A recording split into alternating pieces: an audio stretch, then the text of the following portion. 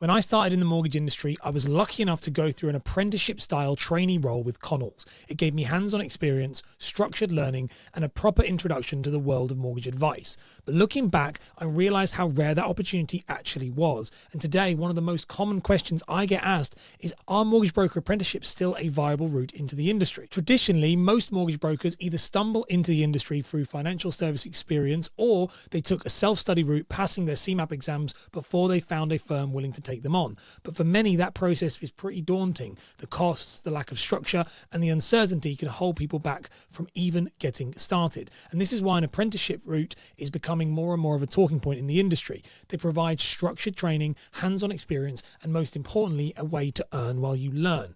But here's the catch with this. They're still not as widely available as they should be. Well, why is this important? Well, because if the industry doesn't provide a clear entry route, we risk missing out on talented, driven people who simply just don't know where to start.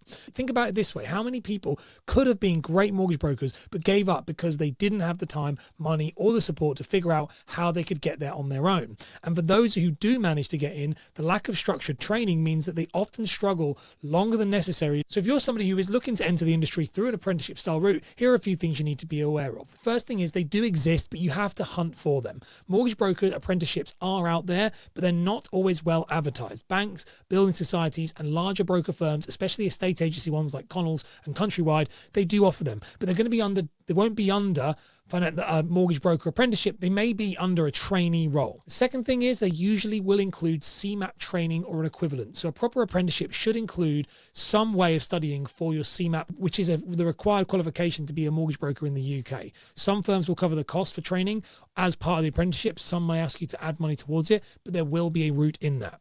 Third thing is it is longer, but it is usually more secure route.